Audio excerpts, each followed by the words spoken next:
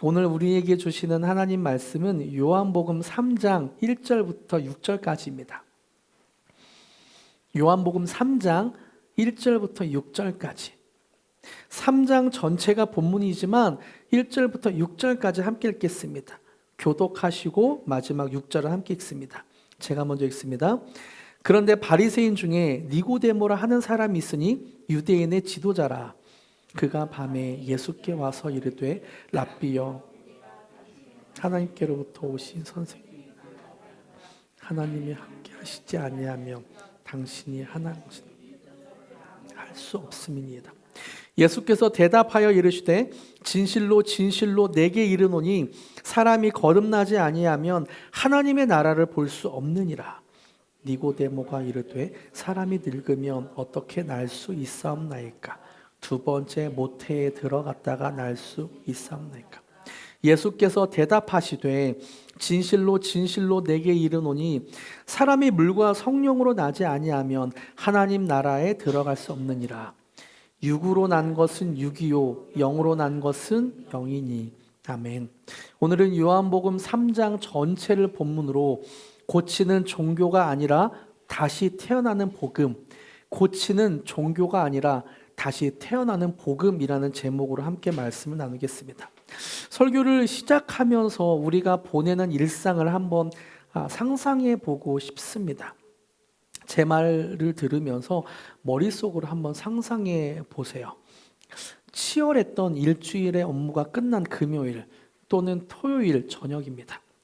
이제 일주일을 열심히 살고 나서 집에 가기 위해서 차에 딱 앉았어요. 직장에서, 가정에서, 또 교회에서 맡은 일을 열심히 하고 집에 가려고 차에 앉았습니다. 근데 주차장에 깜깜한 차 안에서 혼자 앉아있는 그 순간 갑자기 설명할 수 없는 공허함, 허무감이 밀려오는 거예요. 겉으로 보기엔 아무런 문제가 없습니다. 직장에서, 가정에서, 교회에서 문제없이 잘 지냈어요. 근데 어두운 차 안에서 갑자기 이런 생각이 맴돌죠. 아, 힘들다. 다 그만두고 싶다. 이게 무슨 의미가 있지? 이런 공허함, 허무함이 갑자기 파도치듯 마음을 휘몰아칩니다. 이런 감정이 도대체 어디서 오는 것이고 어떻게 해결해야 할지 모르겠습니다. 여러분, 이런 감정을 한 번쯤 느껴보셨습니까? 아니면 여러 번 느껴보셨습니까? 아니면 어제도 그런 감정이 있으셨습니까? 세상의 많은 사람들도 우리와 같이 힘들다, 다 그만두고 싶다, 언제까지 이래야 되나 라는 인생의 허무함이나 공허함에 시달리는 사람들이 많았던 것 같아요. 그래서 여러 종교와 사상들은 이것을 벗어나는 길을 알려주려고 하죠. 수많은 종교와 사상들이 이렇게 하면 괜찮아질 거예요, 이렇게 해보세요 라고 하면서 사람들에게 답을 주려고 했습니다. 불교는 인생은 어쩔 수 없이 고통이 존재하며 이것을 벗어나기 위해 마음을 비우고 명상을 하고 108배와 같이 몸이 고단한 것을 해보라고 합니다. 이것을 불교에서는 사성제라고 표현하는데요. 4가지의 근본적인 진리이다. 인생은 본질적으로 괴롭다. 괴로움에는 원인이 있다. 그 원인은 무엇인가? 집착이다. 우리의 마음에 집착하기 때문이다. 그래서 그 욕망과 집착을 사라지게 하면 괴로움도 끝난다. 괴로움을 없애기 위해 실제 수행이라. 말을 하지 않고 면벽 수행을 하고 앉은 자세에서 잠을 자고 먹는 것을 절제하고 머리를 깎고 산속으로 들어가서 수행해라. 그러면 우리의 고통의 문제, 허무함의 문제는 해결될 것이다. 근데 여러분 잘 알고 있는 대로 성철 스님도 마지막에 그랬다고 하죠. 내가 뭔 짓 한지 모르겠다. 그리고 죽었다고 하죠. 이렇게 불교는 마음을 비우고 잠을 안 자고 말을 하지 않고 먹을 것을 가려하면서 고행을 하라고 합니다. 하지만 그 끝에선 그 허무함이 극복되진 않아요. 힌두교나 뉴에이지 그리고 철학에서는 이런 인간의 허무함은 무지 때문이다, 잘 모르기 때문이다 라고 이야기하기도 합니다. 사물을 꿰뚫어 보는 지식, 그리고 뭔가 고행을 하면서 딱 깨달아지는 성찰이 있으면 우리는 행복해질 것이다. 고통에서 벗어날 것이다 라고 말을 하죠. 그리고 다른 관점에서 공산주의는 인간이 허무한 이유, 고통스러운 이유는 그런 인간의 개인의 문제가 아니라 사회 시스템의 문제이다.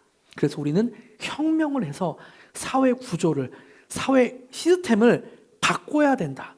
그래서 우리는 완벽한 세상을 만나면 인간의 허무함, 인간의 고통은 없어질 것이다 라고 믿었습니다.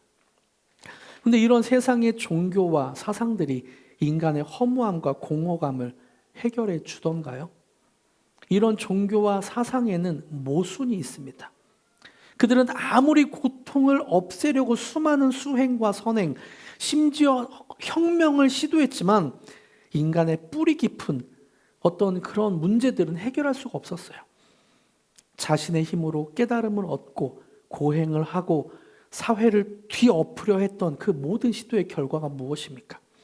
결국 또 다른 독재자와 끔찍한 학살, 그리고 오늘날을 살아가는 우리에게 또 다른 허무감과 공허감만 줄 뿐이었죠. 공허감을 없애보려고 명상을 하고 마음을 비우는 수행을 해도 우리 마음에는 어느샌가 현실의 막막함과 알 수 없는 허무감과 공허감이 남게 됩니다. 만약 내 힘으로 어찌할 수 없는 이런 공허감과 허무함을 느껴본 적이 있다면 오늘 요한복음 3장에서 우리를 향해 말씀하고 있어요. 예수님이 말씀하고 있습니다. 2000여 년 전 자기 힘으로 노력도 해보고 어떤 사회적인 개혁도 해보려 했던 한 사람이 예수님을 찾아왔습니다. 그의 이름은 니고데모이죠. 니고데모가 어떤 사람인지 3장 1절에서 소개하고 있어요. 같이 읽어볼까요? 3장 1절 시작. 그런데 바리새인 중에 니고데모라 하는 사람이 있으니 유대인의 지도자라. 니고데모를 어떤 사람이라고 소개하나요? 바리새인 그리고 유대인의 지도자라고 말합니다. 여러분, 바리새인이 누구입니까? 바리새인은 자기의 노력으로 하나님 앞에 올바로 서려고 했던 사람들입니다. 율법을 다 지키면서 하나님 앞에 서려고 했던 사람. 그리고 유대인의 지도자, 남들에게 존경을 받고 많은 영향력이 있고 사회의 시스템을 바꿀 수 있었던 사람. 자기의 힘으로 무언가를 열심히 해봤지만 그 허무함을 해결할 수 없었던 거죠. 공허함을, 고통을, 인간 안에 있는, 인생 안에 있는 그 고통을 해결할 수 없었던 거죠. 그래서 밤에 예수님을 찾아왔습니다. 밤. 니고데모가 왜 밤에 찾아왔나요? 니고데모가 찾아온 밤은 단순히 다른 사람들의 눈을 피해서 그렇게 찾아왔다는 것뿐만이 아닙니다. 시간적인 밤이 아니에요. 어떤 종교적인 열심과 수행을 했지만 알 수 없는 공허감이 있었던 상태. 사람들에게 존경받는 지도자였지만 마음의 헛헛함을 물리칠 수 없는 영혼의 어두운 상태인 밤이었다는 것을 묘사하는 것이기도 합니다. 여러분, 아무리 세상에서 어떤 지위를 얻고 도덕적으로 종교적으로 열심으로 삶을 살았다 할지라도 우리 영혼 깊은 곳에는 스스로 채울 수 없는 막막함이 존재합니다. 허무함, 공허감이 존재해요. 이렇게 세상의 종교나 사상으로는 도저히 해결할 수 없었던 사람들에게 예수님은 밤과 같은 어두운 마음을 안고 찾아온 니고데모에게, 그리고 오늘 이 자리에 나온 우리에게 종교가 아닌 복음의 진리를 들려주시죠.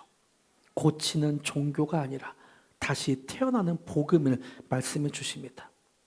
예수님이 주시는 메시지는 내 노력을 좀 더 해서 너가 좀 더 나은 사람이 되어라, 고치는 종교가 되어라 하는 것이 아니었어요. 하늘로부터 온전히 새롭게 부어지는 다시 태어나는 복음을 말씀하고 있습니다. 이 놀라운 복음의 은혜가 무엇인지 오늘 본문을 통해 함께 깊이 발견하는 시간이 되길 소망합니다. 할렐루야. 이처럼 세상의 종교와 사상들이 참된 구원을 주지 못하고 무너져 내린 니고데모에게 예수님은 말씀합니다. 3절 같이 읽어볼까요? 시작. 예수께서 대답하여 이르시되 진실로 진실로 내게 이르노니 사람이 거듭나지 아니하면 하나님 나라를 볼 수 없느니라. 그 해결할 수 있는 방법이 무엇이나요? 진실로 진실로 이르노니 사람이 거듭나지 아니하면, 거듭나야 된다라고 말씀합니다. 니고데모에게 예수님이 주신 대답을 가만히 한번 생각해 보세요. 예수님은 내가 민족의 지도자이고 신앙생활을 아주 열심히 하고 있구나. 그러니까 기도를 조금 더 해봐. 성경을 조금 더 읽어봐. 너가 봉사를 조금 더 해봐. 이런 말씀을 주시지 않았어요. 너의 종교적 열심이 훌륭하니까 성경을 이런 각도에서 조금만 읽어봐. 이렇게 말씀하지 않았죠. 무언가를 조금 보완하면 나아질 것이라고 위로하지도 않았습니다. 예수님은 급진적이고 아주 근원적인 진리를 선포하시죠. 다시 나지 않으면 하나님 나라를 볼 수 없다. 거듭나지 않은 사람은 하나님을 알 수도 그분의 나라를 볼 수도 없다고 못 박아 말씀합니다. 우리는 흔히 거듭난다는 말을 들으면 사업에 크게 실패했거나 인생의 밑바닥에서 알코올 중독과 같은 큰 문제에 빠져있던 사람이 극적으로 회복된 것을 생각할 수도 있어요. 그래서 나는 지금 내 삶에 큰 문제가 없고 나름대로 반듯하게 살아가고 있는데 내가 왜 거듭나야 되지? 라고 생각할 수도 있습니다. 하지만 여러분, 니고데모는 인생의 실패자가 아니었어요. 민족의 지도자였고요, 바리새인이었습니다. 오늘날 남 부러울 것 없는 성공을 거둔 어떤 사회적 지위가 있었던 사람이 니고데모였어요. 사회적으로나 종교적으로 성공한 사람이었습니다. 근데 예수님은 바로 그런 사람을 향해 내 존재 자체가 잘못됐다. 또 다시 태어나야 돼. 라고 말씀하고 있는 거죠. 그래서 기독교 신앙은 본질적으로 자기 개발 프로젝트가 아닙니다. 좀 더 나은 삶을 위한 고치는 프로젝트가 아니에요. 복음은 우리의 교양을 조금 더 낮게 만들거나 매너를 점잖게 다듬어주는 수양의 종교가 아닙니다. 죽은 자가 살아나고 새 생명을 얻게 되는 그런 복음의 종교라는 거죠. 새로운 피조물로 창조되는 사건입니다. 바울이 말했던 것처럼 누구든지 그리스도 안에 있으면 새로운 피조물이라. 그리스도 안에 있는 사람에게 새로운 피조물이 되는, 새로운 창조물이 되는 혁명적인 사건이죠. 그렇다면 우리는 어떻게 새롭게 태어날 수 있을까? 5절에서 예수님은 그 길을 말씀하고 있습니다. 같이 읽어볼까요? 5절 함께 읽겠습니다. 예수께서 대답하시되 진실로 진실로 내게 이르노니 사람이 물과 성령으로 나지 아니하면 하나님의 나라에 들어갈 수 없느니라. 아멘. 물과 성령으로 태어나지 아니하면, 다시 태어나는 조건은 물과 성령이라고 말하고 있죠. 위로부터 하나님이 생명을 주셔야만 된다라고 말하고 있습니다. 이 거듭남의 가장 놀라운 특징은 우리 안에 새로운 영적 감각이 살아난다는 것입니다. 다시 한번 중요하니까 다시 말씀드릴게요. 다시 태어난다는 특징은 우리 안에 새로운 영적 감각이 살아난다는 데 있습니다. 마치 아기가 엄마 뱃속에서 세상으로 처음 나오는 순간을 상상해 보세요. 좁은 산도를 빠져나와 거꾸로 들린 채 엉덩이를 맞으며 응애 하면서 첫 울음을 터뜨리는 순간, 아이의 입안에 있던 노폐물이 빠져나가고 드디어 숨통이 트이는 순간, 아이는 자기 힘으로 코로 숨을 쉬며 냄새를 맡고 자기 힘으로 몰랐던 촉감을 얻게 되고 서서히 눈을 뜨면서 사물을 판단하게 됩니다. 엄마의 손을 잡으며 체온을 느끼고 간지럽히면 웃음을 터뜨리죠. 엄마 뱃속이라는 닫힌 세계에서는 결코 느낄 수 없었던 완전한 새로운 차원의 오감이 열리기 시작하는 것입니다. 성령으로 거듭나는 것도 이와 같아요. 물과 성령으로 거듭나면 그전에는 보이지 않던 것들이 보이기 시작하고요. 그전에는 들리지 않던 것들이 들리기 시작해요. 그래서 사물을 판단할 때 이전에는 나의 오감으로 판단했다면 이제는 영적인 감각을 가지고 사물을 판단하게 되는 거죠. 이전에는 지식으로만 머물던 하나님과의 관계가 실제가 되고 하나님의 사랑이 느껴지게 되고 하나님의 선하신 인도하심, 성령님의 부드러운 인도하심이 느껴지게 된다는 거예요. 저에게도 이런 은혜의 순간이 있었습니다. 저는 흔히 말하는 모태 신앙으로 집사님 자녀로 태어났습니다. 어린 시절에 저의 장래 희망이 목사였대요. 그래서 어머니가 저를 업고 새벽 예배를 항상 다녔다고 하는데요.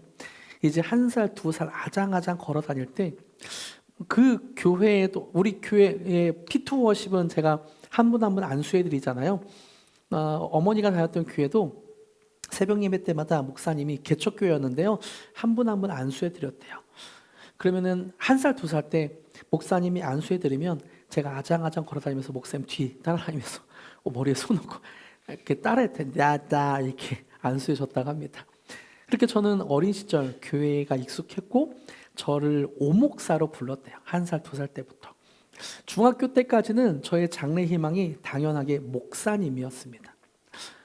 장래 희망이 목사일 정도니까 얼마나 교회가 익숙하고 교회에서 많은 교육을 받았겠어요. 교회에서 얼마나 기대를 갖고 저를 바라봤겠어요. 하나님은 너를 사랑하신다. 너를 위해 이 땅에 오셨다는 말씀은 아마 수천 번, 수만 번 이상은 들었을 것 같아요. 근데 제 영혼이 거듭나지 않으니까 그것이 별 의미가 없더라고요. 근데 20살 어느 날 그 문장이 다르게 들리기 시작하는 거예요. 하나님이 나를 진짜 사랑하시는구나. 내가 죄인이고 예수님이 이런 나 같은 죄인을 위해 이 땅에 오셨구나. 그 문장이 다르게 들리기 시작하는 거예요. 그리고 세상이 다르게 보이기 시작하는 거예요. 그전까지는 원망이 가득했고 그리고 두려움이 가득했던 세상이 이제는 하나님이 나와 함께 하시니까 와, 하나님이 나를 다스리는 세상 내가 어떻게 살아가야 되지? 기대가 되더라고요.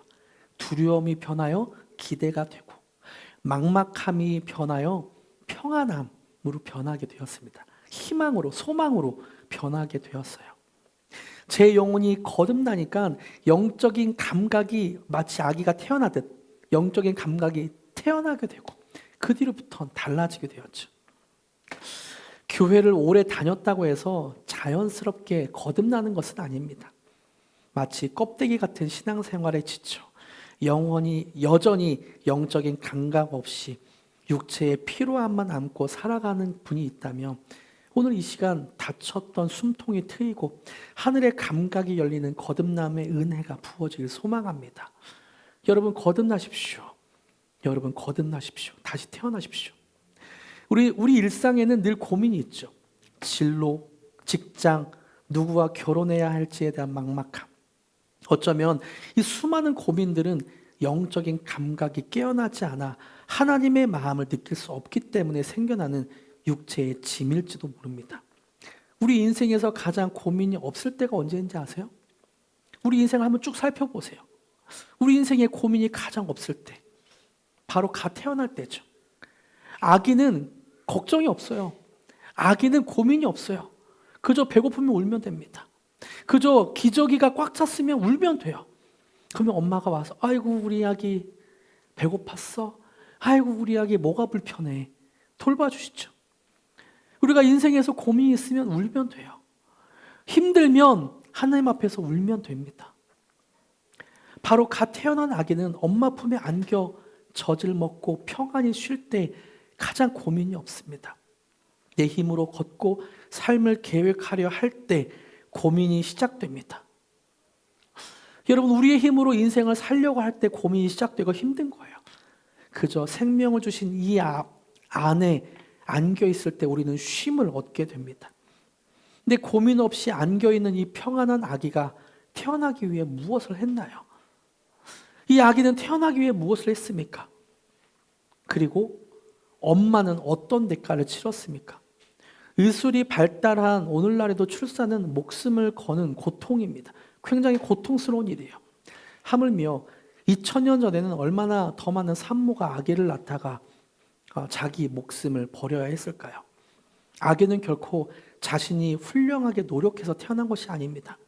오직 엄마의 피 흘림과 찢기는 진통, 그 생명을 건 수고를 통해 세상의 빛을 보았죠. 우리의 거듭남도 이와 같습니다. 요한복음 16장 21절에서 예수님은 여자가 해산하게 되면 그때가 이르렀으므로 근심하나 아기를 낳으며 세상에 사람 낳은 기쁨으로 말미암아 그 고통을 다시 기억하지 아니하느니라 하면서 자신의 십자가 죽음을 해산의 고통에 비유하셨습니다. 그러니까 예수님이 고통스러운 십자가를 지셨지만 그럼에도 불구하고 다시 태어나는 사람들을 통해서 기뻐한다라고 말씀하신 거죠.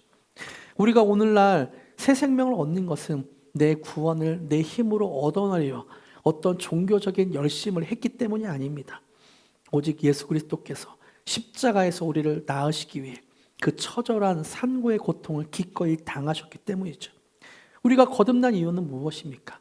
우리가 다시 태어나게 된 그런 이유는 무엇입니까? 내 힘으로요? 내가 어떤 노력을 했기 때문에? 내가 어떤 걸 잘 지켰기 때문에? 내가 습관이 잘 들여졌기 때문에? 아니요. 그저 예수 그리스도의 은혜 때문이죠. 예수님이 나를 구원하셨기 때문에. 물론 습관을 잘 들이고 하나님 앞에 나아가겠다 하는 그 열심은 참 귀합니다. 하지만 그 결심이 우리의 생명을 만들어내진 않아요. 바람이 지나간 자리에서 흔들리는 나뭇잎을 보듯 성령이 만지신 영혼은 결심의 강화를 넘어서 존재의 전환, 내가 다시 태어났구나라는 것을 느끼게 됩니다. 예전 같으면 꽉 쥐고 놓지 않았을 죄를 스스로 놓게 되고, 아, 이것이 죄구나 라는 것을 성령님이 터치하셔야 깨달아진다는 거죠. 내가 하나님 앞에 무언가를 열심히 해서 거듭남이 주어지는 것은 아닙니다. 여러분, 무너진 나를 자꾸만 덧칠하고 고치려는 막막한 율법 프로젝트를 이제 멈추시기 바랍니다. 겉으로 성공한 것처럼 보이지만 속은 황폐한 그 밤의 자리에서 나를 살리기 위해 십자가의 산고를 겪으신 예수 그리스도를 바라보시기를 바랍니다. 이것이 나를 고치는 낡은 종교가 아니라 나를 다시 태어나게 하는 그런 복음이 될 것입니다. 그렇다면 위로부터 임하는 이 새로 다시 태어나는 은혜, 거듭남의 은혜를 우리는 어떻게 누리게 될까요? 우리는 어떻게 거듭나게 될까? 예수님은 니고데모에게 아주 오래된 구약의 한 사건, 광야의 놋뱀 이야기를 꺼냅니다. 14절과 15절 같이 읽어볼까요? 시작. 모세가 광야에서 뱀을 든 것 같이 인자도 들려야 하리니 이는 그를 믿는 자마다 영생을 얻게 하려 하심이라. 어떻다고요? 모세가 광야에서 뱀을 든 것 같이 예수님도 들려야 된대요. 그래서 15절, 이는 그를 어떻게? 믿는 자마다 영생을 얻게 하려 하심이라. 여러분, 이스라엘 백성이 광야에서 불뱀에 물려 죽어가는 그 상황을 한번 상상해 보세요. 뱀에게 물린 거예요. 독이 온몸에 퍼져가고 있는 거예요. 숨이 끊어져가는 그들에게 필요했던 것은 다음부터는 발밑을 조심해라. 다음부터는 뱀이 다닐 만한 길을 가지 마라. 이런 어떤 격언이 아니었어요. 이런 충고나 율법의 교훈이 아니었습니다. 그들에게 절실히 필요했던 것은 당장 살아나는 거예요. 오직 생명입니다. 죽어가고 있으니까. 하나님은 모세에게 놋뱀을 만들어 장대에 높이 매달게 하시고 그것을 바라보는 자마다 살게 될 것이라고 하셨어요. 살아나기 위해 해독제를 스스로 만들라고도 하지 않으셨고 대가를 치르거나 선행을 쌓으라고 요구하지도 않으셨습니다. 너가 착한 일 많이 하면, 너가 성경을 몇 번 읽으면, 너가 기도를 몇 시간을 하면 내가 널 구원해 줄게. 하나님은 그렇게 요구하지 않으셨죠. 뭐 하라고 하나요? 장대에 들린 놋뱀을 바라봐라. 그리고 15절에서는 그를 믿는 자마다. 하나님은 어둠 속에 찾아온 니고데모에게 그리고 텅 빈 마음으로 앉아있는 우리에게 새로운 요구 조건을 주시지 않습니다. 대신 새로운 시선을 주죠. 시선. 내가 나에게 닿기 위해 더 높은 곳으로 기어 올라와라 라고 다그치지도 않고요. 너가 뭘 지켜라 라고 말씀하신 것도 아니고요. 그저 시선, 바라봐라. 무엇을 바라봐라. 예수님을 바라봐라 라고 말씀하고 있습니다. 신앙은 결국 시선의 문제입니다. 우리의 시선이 내 자신만을 향해 있으면 늘 부족함에 짓눌려 정죄와 불안에 빠집니다. 시선이 다른 사람을 향해 있으면 끊임없이 내 안에 비교와 교만이 올라오게 되죠. 그러나 나를 위해 높이 들리신 예수 그리스도를 바라볼 때 우리는 비로소 그 십자가 안에서 내 죄가 얼마나 무거운지, 그리고 동시에 나를 향한 하나님의 사랑이 측량할 길이 없는지를, 얼마나 깊은지를 알게 됩니다. 이 시선의 끝에서 성경 전체의 어떤 심장과도 같은 말씀이 나오죠. 16절, 요한복음 3장 16절 다 외우실 텐데요, 같이 읽어보겠습니다. 시작. 하나님이 세상을 이처럼 사랑하사 독생자를 주셨으니 이는 그를 믿는 자마다 멸망하지 않고 영생을 얻게 하려 하심이라. 하나님이 어떻게 한다고요? 세상을 이처럼 사랑하사 독생자를 주셨으니. 하나님은 우리가 그럴듯한 자격을 증명해 보였기 때문에 우리를 사랑하신 것이 아닙니다. 우리가 여전히 어둠 속에 속하여 십자가의 원수로 향할 때 그분은 가장 귀한 독생자를 아낌없이 내어주셨죠.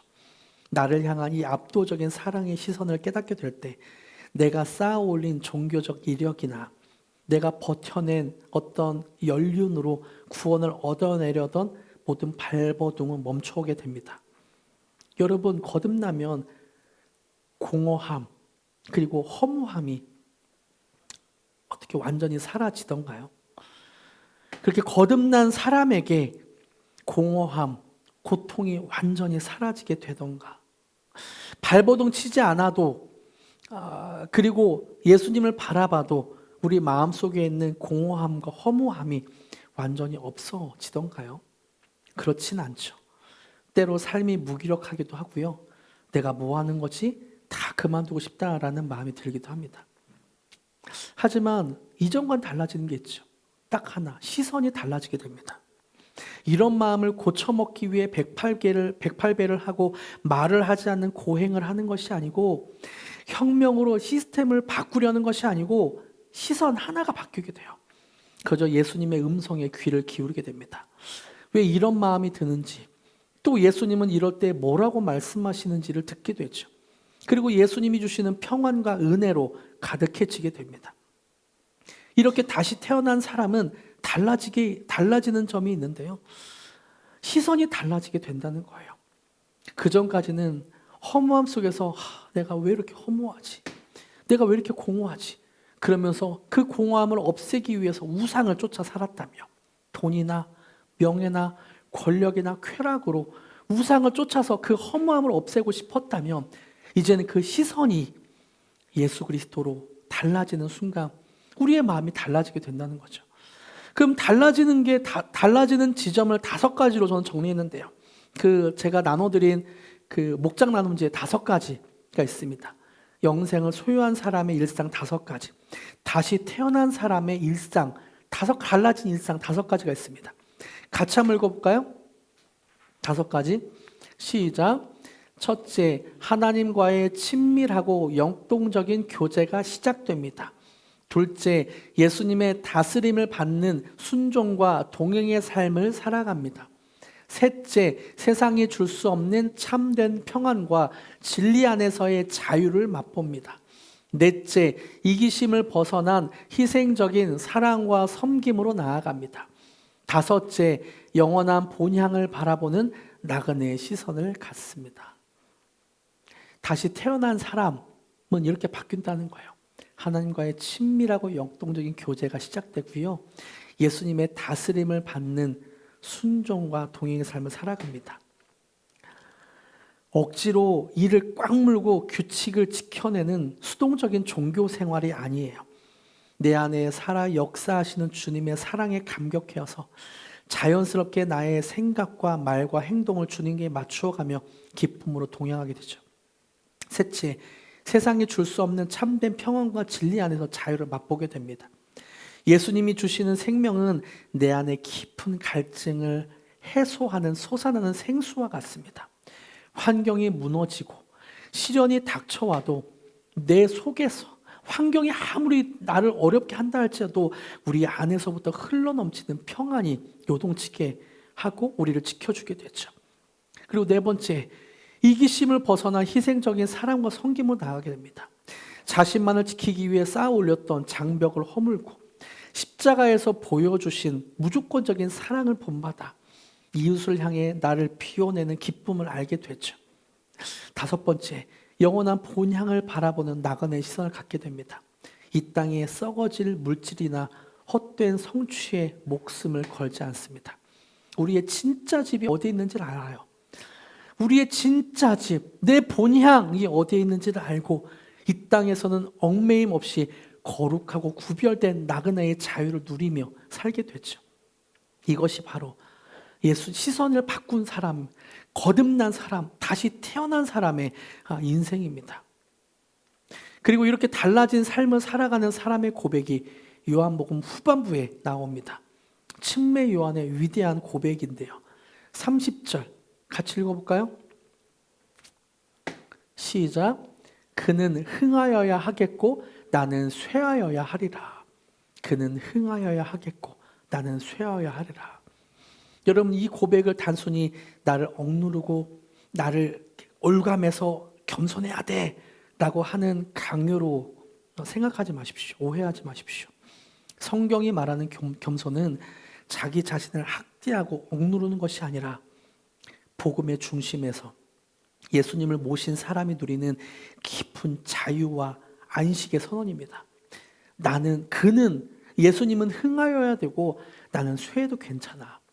나는 인생에서 실패해도 괜찮아. 나는 어려워도 괜찮아. 그런 고백이 있게 된다는 거죠. 우리가 세상을 살아가면서 왜 그토록 피곤하고 공허합니까? 내 인생에서 내 무대에서 내가 늘 주인공이 되어야 되기 때문이죠. 끊임없이 나의 가치를 증명해내고 내 자리를 빼앗기지 않으려 안간힘을 써야만 하는 무거운 짐을 내가 지고 살아가기 때문입니다. 교회 안에서도 마찬가지예요. 내가 얼마나 잘 믿는 사람인지, 내가 얼마나 필요한 사람인지, 내가 얼마나 괜찮은 사람인지를 계속 증명해 보이려고 하다 보니까 늘 불안하고 쉽게 상처받고 마음은 허무하죠. 그러나 복음은 우리에게 전혀 다른 세계를 보여줍니다. 온 우주의 왕이신 영광의 주님이 나를 위해 스스로 한없이 낮추셨습니다. 영원한 빛이신 그분이 나를 살리려고 가장 깊은 비참한 십자가의 어둠 속으로 들어가셨습니다. 하나님께 버림받은 영적인 밤을 그분이 대신 지셨기 때문에 우리는 이제 영원한 빛의 자녀로 살아갈 수 있게 되었던 거예요. 그래서 나를 위해 철저히 쇠하여지신 그 그리스도의 십자가를 만난 사람은, 그 십자가를 바라보는 사람은 더 이상 자기를 방어하거나 자기를 증명하기 위해 애쓸 필요가 없어집니다. 나를 짓누르던 그 무거운 짐을 십자가 앞에 벗어냈기 때문이죠. 나를 구원한 분이 내가 아니기에 내 인생을 유지하고 책임지는 분도 내가 아닙니다. 이제 내 이름이 조금 가려지고 내 자리가 줄어든다고 해도 괜찮아요. 그게 뭐 어떻습니까? 내 인생의 주인이 누군데요? 예수님이니까. 사람들이 나를 알아주지 않아도 괜찮아요. 내가 인생에서 조금 불편하고 재정적으로 부족해서 좀 불편해도 괜찮아요. 그게 뭐 어때요? 내 시선이 나의 왕좌에, 나의 그 보좌에 예수님이 앉아 계시는데 그게 뭐 어떻다고요? 이것을 경험한 자가 누리는 안식, 이런 것을 경험한 자가 누리는 평안, 영광, 이것을 경험하는 저와 여러분에게 축복합니다. 함께 찬양하고 싶은데요, 시선이라는 찬양을 함께 하길 원합니다.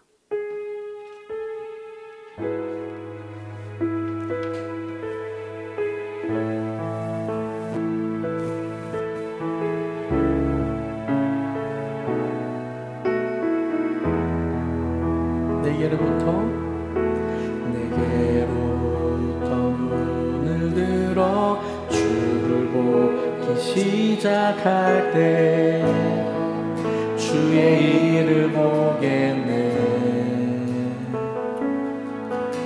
내 작은 마음 돌이키사 하늘에 꿈꾸게 하네. 주님을 볼 때 내게로부터 다시 한번 고백합니다. 내게로부터 눈을 시작할 때 주의 일을 보겠네. 내 작은 마음 돌이키사 하늘에 꿈꾸게 하네. 주님을 볼 때 모든 시선을 주님께 드리고 살아계신 하나님을 느낄 때 내 삶은 주의 역사가 되고 하나님이 일하기 시작한 다시 한번 성령이 나를 변화시켜로 고백합니다. 성령이 나를 변화시켜 모든 두려움 사라질 때 주의 일을 보겠네. 황폐한 땅 가운데서 주님만 알게 되리. 주님을 볼 때 모든 시선을 주님께 드리고 전능하신 하나님을 느낄 때 세상은 주의 나라가 되고 하나님이 일하기 모든 시선을 주님께 든 살아계신 하나님을 느낄 때 살아계신 하나님을 느낄 때 내 삶은 주의 역사가 되고 하나님이 모든 시선을 주님께 드리고 모든 시선을 주님께 전능하신 하나님을 느낄 때 전능하신 하나님을 느낄 때 내 삶은 주의 역사가 되고 하나님이 일하기 시작하네.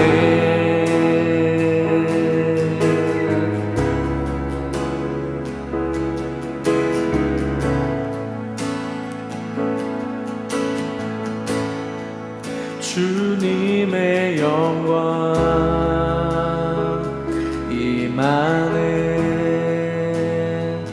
주 볼 때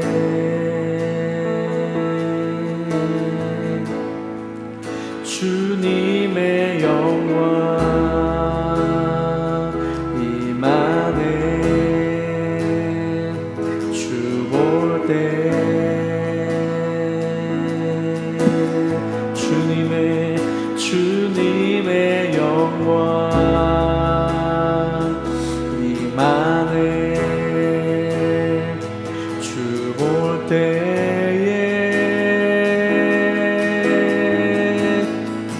주님의 영광 임하네. 주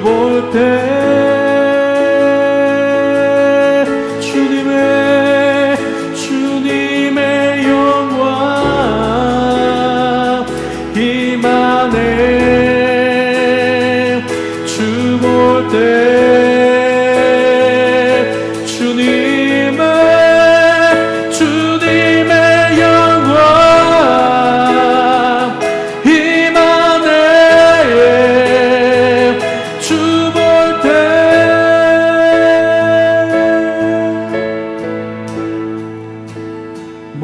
모든 시선을 주님께 드리고 살아계신 하나님을 느낄 때 내 삶은 주의 역사가 되고 하나님이 일하기 시작한 모든 시선을 주님께 드리고 전능하신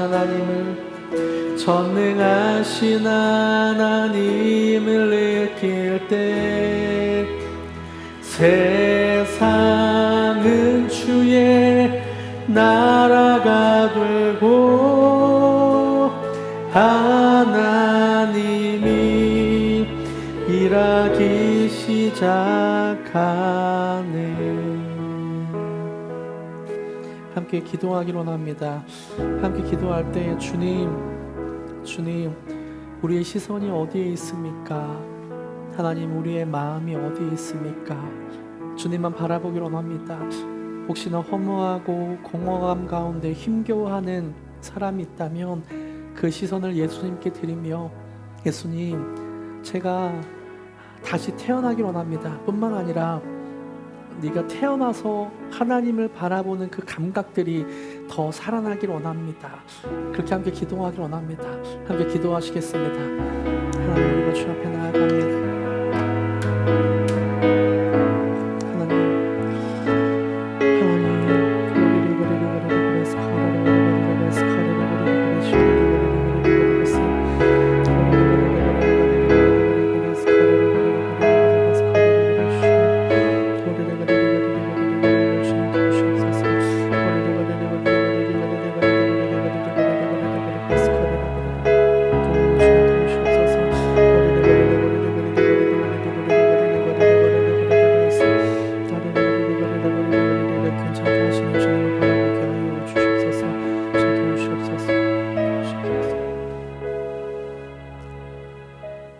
우리를 다시 살리신 예수님, 주님을 바라봅니다.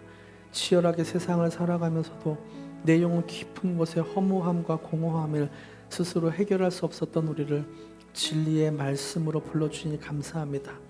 그동안 내 삶을 내 힘으로 고쳐보려 발버둥치고 어떤 것을 열심히 해보려 율법으로 했던 우리의 어떤 종교적 열심을 이 시간 십자가 앞에 내려놓습니다. 죄로 인해 어두운 밤을 걷던 우리를 다시 살려주시고 십자가에서 처절한 산고를 겪으시며 영원한 생명을 부어주신 예수 그리스도의 십자가만 바라보게 하여 주시옵소서. 이제는 나를 고치려는 율법의 종교가 아니라 성령으로 다시 태어나는 복음의 능력이 내 안에 살아넘치게 하여 주시옵소서.